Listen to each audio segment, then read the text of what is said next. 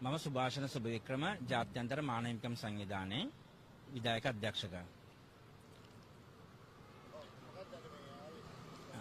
අපි ඊයේ සිදුවීමක් දැක්ක ඔබ ජනමාධ්‍යෙන් දකින්න ඇති පොලිස් නිලධාරියෙකුට වුණ අසාධාරණකමක් අපි දැම්ම තියාම නිරීක්ෂණය කළා කියන අසාධාරණකමක් කියලා. මොකද ඊයේ දවසේ ගල්කිස්ස අධිකරණ භූමිය තුළදී යම්කිසි සිදුවීමක් සිදු වුණා. ඒ සිදුවීම තුළදී ඒ අදාළ පොලිස් නිලධාරියා ඔහු රාජකාරී කරන වෙලාවේ වෙච්ච සිදුවීමක් නිසා ඔහු අද බන්ධනාගාරගත වෙලා ඉන්නවා.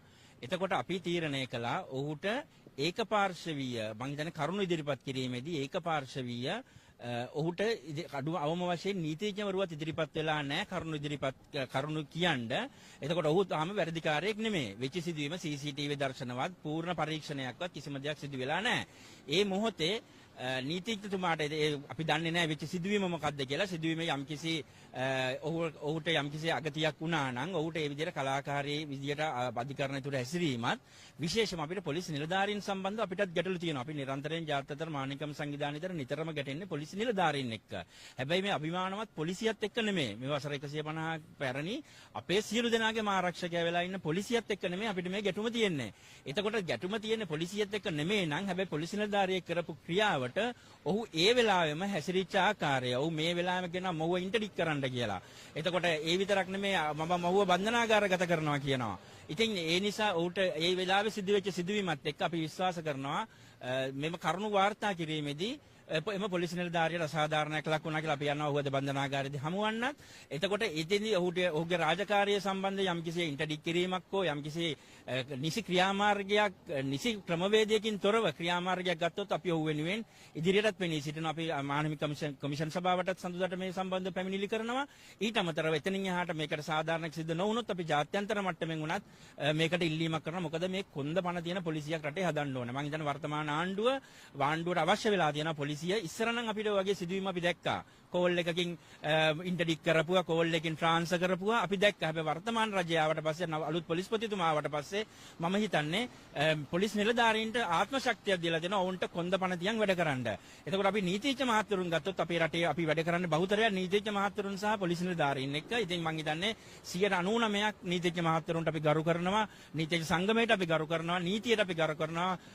එතකොට අපි විනිශ්චයකාරතුමන්ට අපි ගරු කරනවා. අපි නීතිය කියන දේ අපි සියලු දෙනාටම ඉහළින් දෙන නීතිය. එතකොට නීතියේ අවභාවිතාවක් වෙන්න අපිට ඉඩ තියන්න බෑ නීතිඥවරුන්ගෙන්වත්. ඉතින් අපි ඒ නිසා අපි ඉල්ලා සිටින්නේ මේ වර්තමාන රජයට මේ සම්බන්ධ අපේක්ෂාපාතී පරීක්ෂණයක් කරන්න වර්තමාන පොලිස්පතිතුමාට අපි කියන්නේ මේ සම්බන්ධ පුළුල් පරීක්ෂණයක් කරන්න ඔහුට අසාධාරණයක් වෙලා තියෙනවා මේ වෙන විටත්.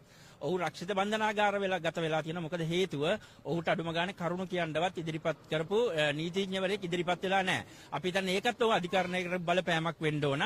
මොකද හේතුව අපි ඕනම කෙනෙකුට මූලික අයිතිවාසිකමක් තියෙනවා අපේ නිර්දෝෂීභාවය අපිට අධිකරණයේදී ඉදිරිපත් කරන්න. ඉතින් ඒ අවස්ථාවත් අඩුම ගානේ පොලිස් නිලධාරියට හම්බ වෙලා නැහැ. ඉතින් ඒ නිසා අපි ඔහු වෙනුවෙන් ඔහුගේ මේ සටන ඔහුට කවදාරින් ඔවුන් නිදහස් අපි දන්නේ නැහැ වැරද්දක් කරලා තියෙනවා නම් ඔහුට දඬුවමක් දෙන එක වෙනම කතාවක්. අපි ඒක සම්බන්ධව මැදිහත් වෙන්නේ නැහැ. හැබැයි අපිට පැහැදිලිව මේ වෙනකොට පේනවා යම්කිසි පරීක්ෂණවල ගැටලුවක් තියෙනවා කියලා. අපි ඒ සම්බන්ධව තමයි අද පොලිස් මූලස්ථානට ඇවිල්ලා පොලිස්පතිතුමාට දැනුවත් කළේ මේ සම්බන්ධව ඉතා ඉක්මනින් පරීක්ෂණයක් කරලා ඔහුට සාධාරණ ඉෂ්ට කරන්න කියලා.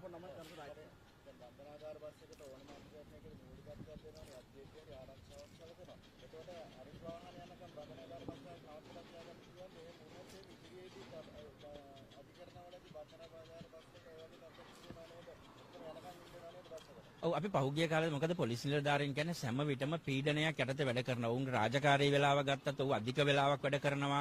එතකොට උන් රාජකාරියක් කරන්නේ රාජකාරියට මුල් තැන. උන්ට පාතාලෙන් තර්ජන තියෙනවා. ඉතින් ඒ යම්කිසි සිද්ධියක් වෙලාවකදී යම්කිසි විදියක පාතාලයෙන් උන්ට එහෙම යම්කිසි ප්‍රශ්නයක් වුණොත් හැබැයි ඒ රාජකාරියේ වැඩ තහනම් වෙනවා. ඒ බන්ධනා ඒ වෙලාවේ එතෙන්ද උන්ට ඒ රාජකාරිය කරන්න අපිට දෙන්නේ. මම මේ අවස්ථාවේ මෙතන පොලිසියට ගිහලා මම කිව්වොත් එimhe උඹ මට මොනවා හරි මම පොලිස් එක්කේනාට මම මොනවා හරි දෙයක් කළා. මට කිව්වොත් එහෙම මම උඹගේ රාජකාරී තහනම් කරනවා කියලා අද මට මෙතෙන්දි වෙන්නේ රාජකාරියට බාධා කිරීම කියලා මාවත් අඩංගුවට ගන්නවා. එතකොට ඇයි අපි කියන්නේ අනිත් නිලධාරීන් රටේ නීතිය හැමෝටම පොදුයි. ඉතින් පොදු නීතියක් යටතේ ක්‍රියාත්මක කරන්න කියලා තමයි පිළිලීමක් කරන්නේ. ඇත්තටම බන්ධනාගාරය සහ පොලිසිය කියන්නේ මේක සුමට තැනක් නෙමෙයි. මොකද රටේ සිටින අපි දැන් වැරදිකරු වුණාට පස්සේ ඔවුන් වැරදිකරු කියන්නේ යම්කිසි සමාජයේ මොනවාම හෝ විෂමාතාර දෙකට ලක් වෙච්ච පුරේ. එතකොට ඔවුන් යහමකට ගන්න ඉතින් මේ සමහරට ශිෂ්ට ක්‍රමවලටම නොහැකි වෙන අවස්ථා තියෙනවා. ඉතින් ඒ නිසා පොලිස් නිලධාරීන්ට සමහර වෙලාවට ටිකක් තදින් ඉන්න ක්‍රියාත්මක වෙනවා. අපි කියන්නේ ඒ අවස්ථාවලදී පුළුවන් තරම් මානව හිමිකම් රැකීමෙන් මේවට ක්‍රියාත්මක කරන්න කියලා තමයි අපි ඉල්ලා සිටින්නේ. මම සුභාෂන් සුබේක්‍රම ජාත්‍යන්තර මානව හිමිකම් සංවිධානයේ විධායක අධ්‍යක්ෂකයා.